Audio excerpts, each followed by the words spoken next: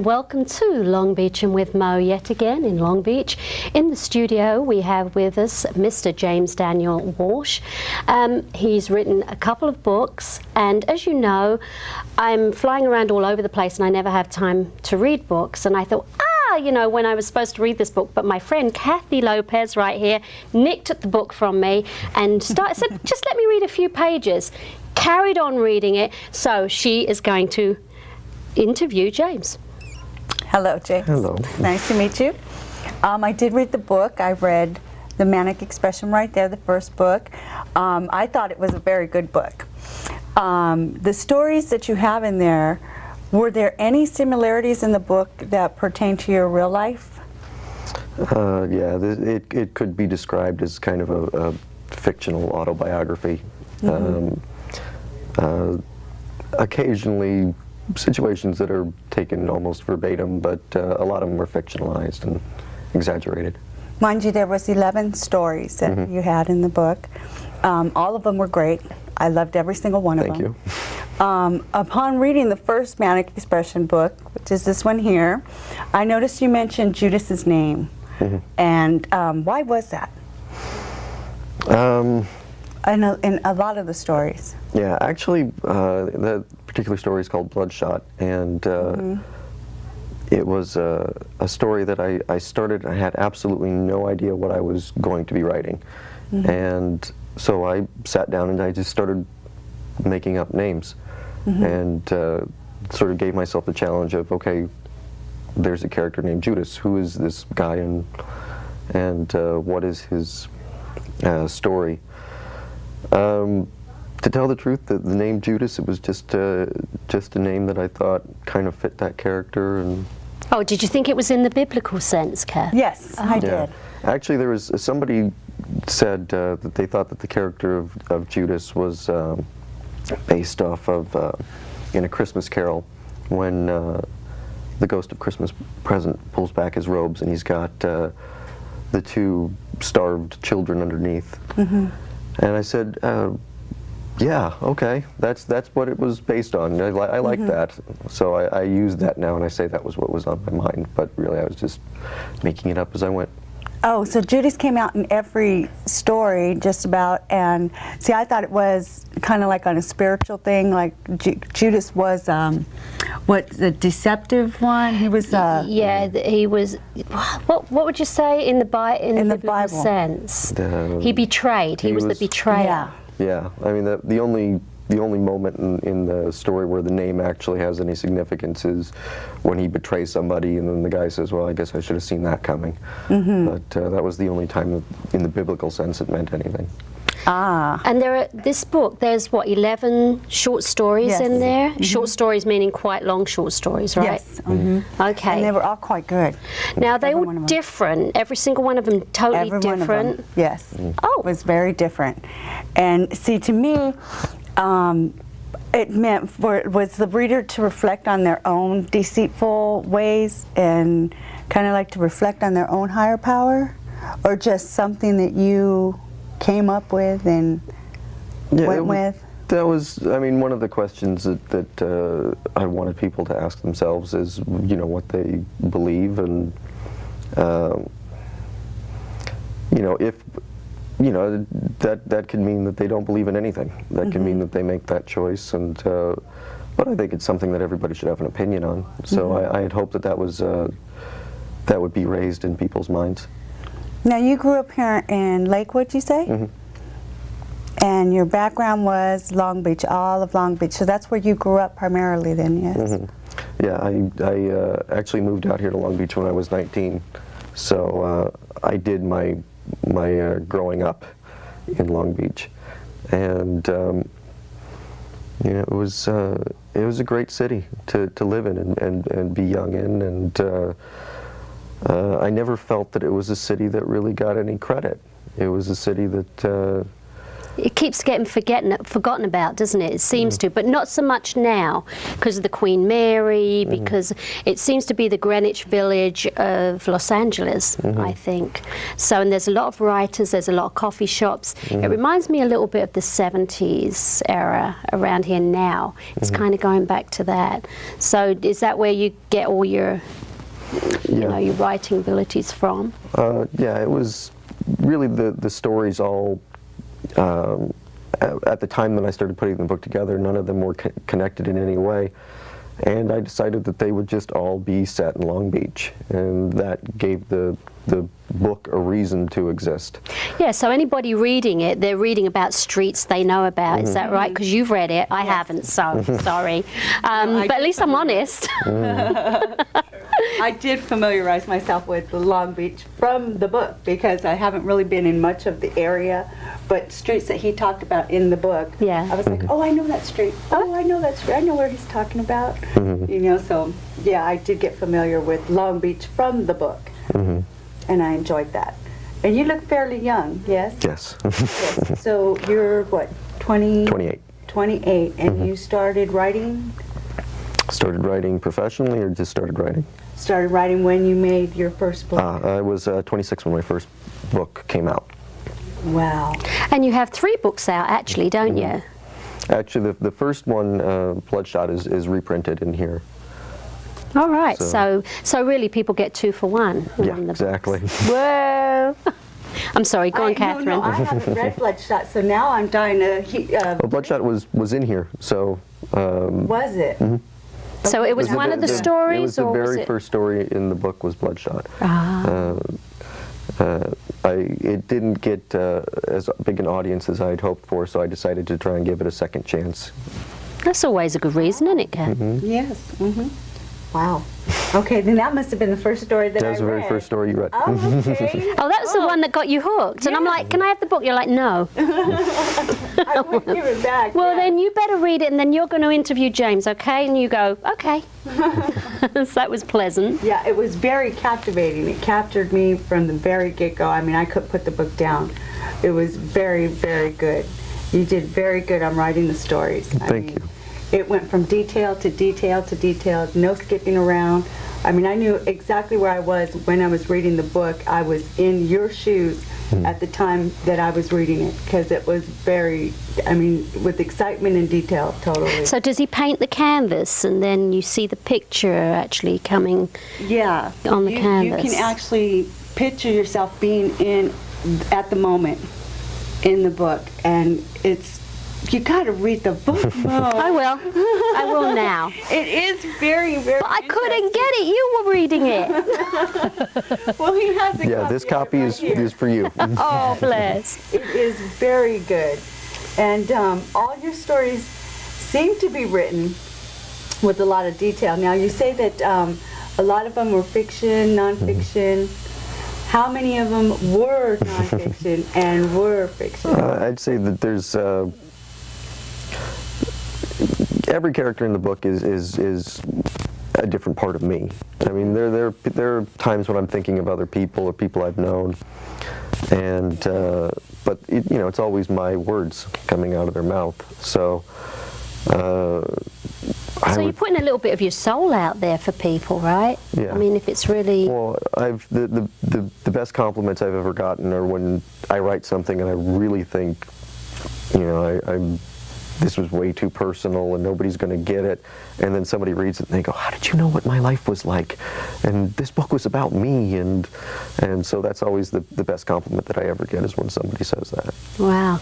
Kath, we're already 10 minutes into the interview. We've got another 5 minutes left, so we better be asking him some more questions, girlfriend. Well, when we were talking out in front before the interview, I was saying that there were a couple parts in there where I reflected on my own, because one story talks about a credit card debt, and he went to the father, and the father was the one that had turned him in, and I says, wow, that really reflected on me, because, you know, it seems like we all have some part of the book in us, because it talks about the credit card debt, it talked about him having to give up the girlfriend in the first story. every story was absolutely great. I can't tell you how much. It is so good. You know, so you've got to read the book. I will. You have to. And then you came out with book 2, and is that something totally different? No, the stories are still, it's basically just a it was supposed to be one book. Right. And then the publisher, the day I turned it in, called me and said, there's no way that we can do this as one book. So I scrambled and ripped it apart and put it back together as a 2-volume set. All right. And people can, yeah, and people can get these books from where? They're available, just about any major bookstore website has it, and there are copies available at Open Bookstore on Winnipero and 4th. Okay. I tried going to get another copy of the book for my husband, and I couldn't get a copy. I had to order the copy, so they didn't have it at Barnes & Noble's where I tried to go get it. But they said that they would order it for me. So I do have it on order. And do you have any upcoming events for book signings? No, not right now. There's nothing planned. So, but people can maybe go to a website and keep up on it when they see the show. Would you? Yeah, there is a website, jamesdanielwalsh.com, that has all the book's information and how to order it, and a link to the MySpace page that I set up for it. Okay. So. Okay, Kathy, so that's a thumbs up on the book for you. 2 thumbs. All right, then. And thank you, James, for coming in. You've got to get this book. You have to read it because it is very good. Very good. I'm telling you. All right. Thanks for coming in, James. Thank you. It's lovely meeting you. Nice talking to you. And come back and see us again when you write the next book. Will do. Yeah.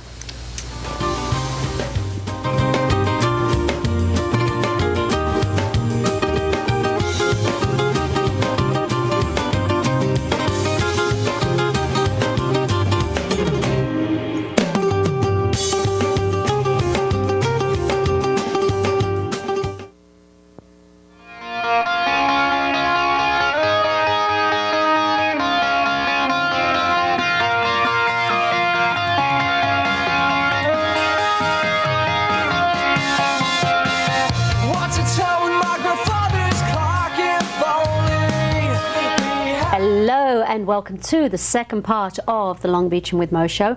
In the studio we have Run Doris Run, the band. What's going on? Yay! Okay, introduce yourselves and what each of you do, please. I'm Ryan, I sing and play guitar. I'm Steven and I play lead guitar. I'm Jared and I play bass. I'm Mike and I play drums.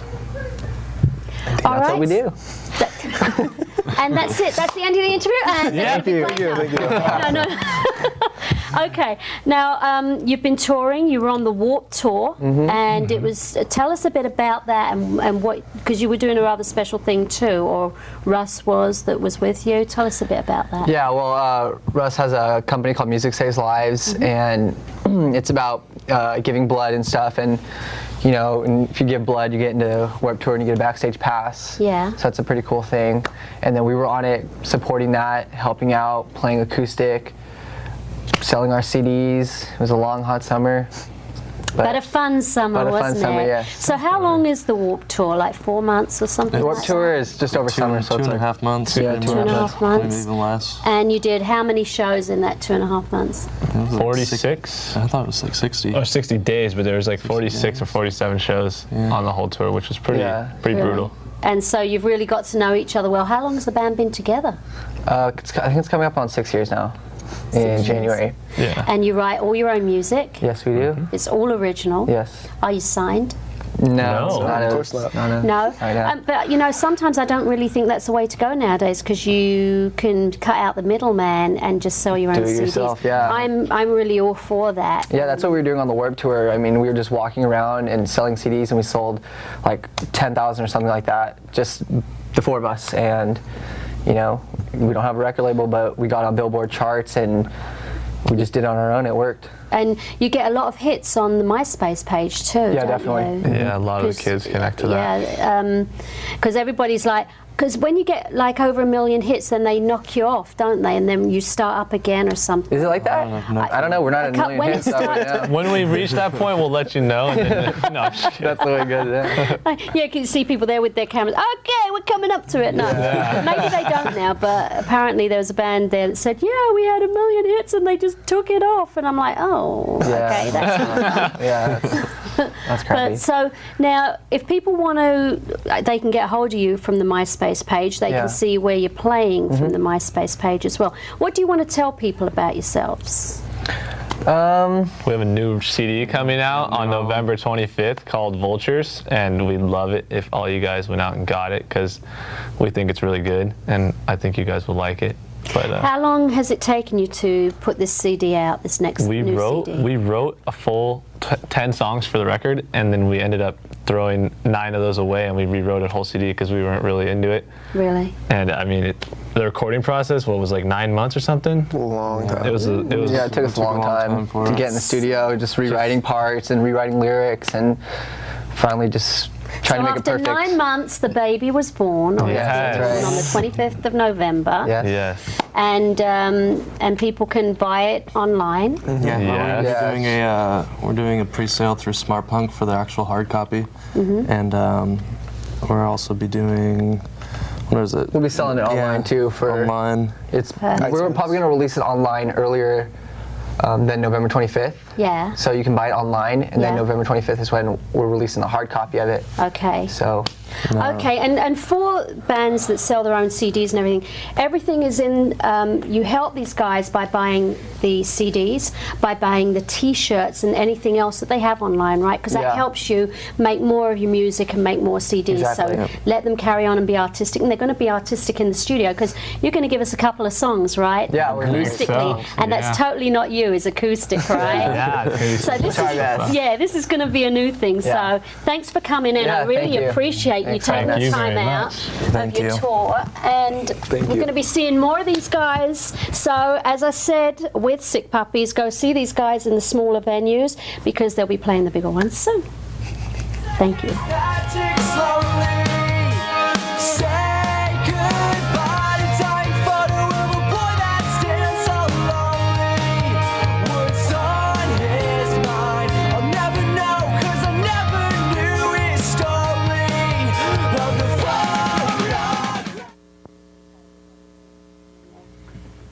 This one's called What Am I Gonna Do? Drunk on the champagne, I'm pressing you in. I cut my hands and lip with the poison that makes time pass quick. And who am I to blame it on the timing? We're always living, always die.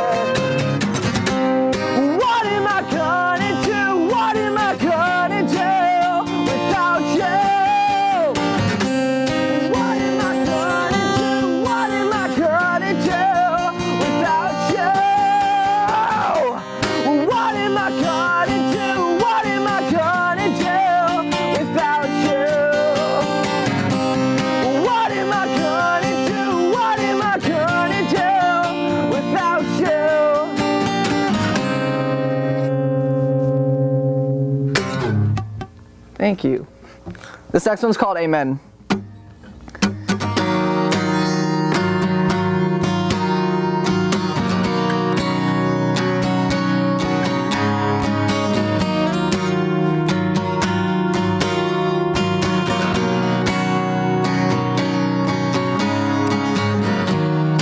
How much longer can I pretend that it's okay? The fuse is getting shorter, we're only seconds away, and our apathetic behavior won't help in any way.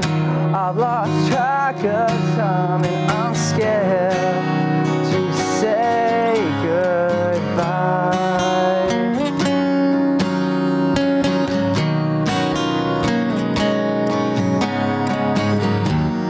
When my kingdom meets its demise, I'll be inside. Anna's crying like a wolf in the middle of the night. I have given all I can give. When will I get mine? Come save me for once, and I swear this moment will last forever. You push me over the edge. Now I have nothing left, and I can't fall back to you. But I've learned nothing in all of my time, not one damn thing. I don't know what to think anymore, or who to believe. Blanket lies covers our eyes.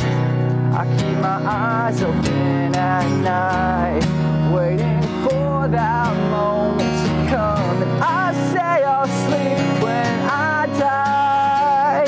You push me over the edge. Now I have nothing left, and I can't fall back to you.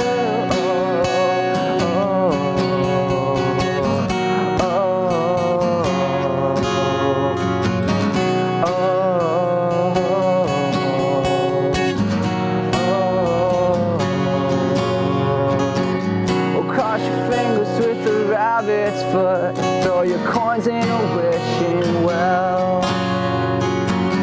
Kiss the cross around your neck, praying don't forget to say amen. You push me over the edge. Now I have nothing left, and I can't fall back to you. You push me over the edge.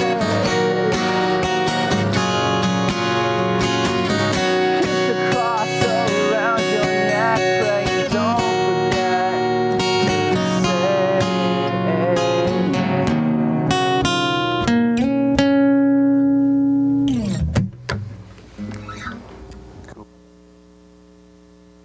This song is called The Anchor.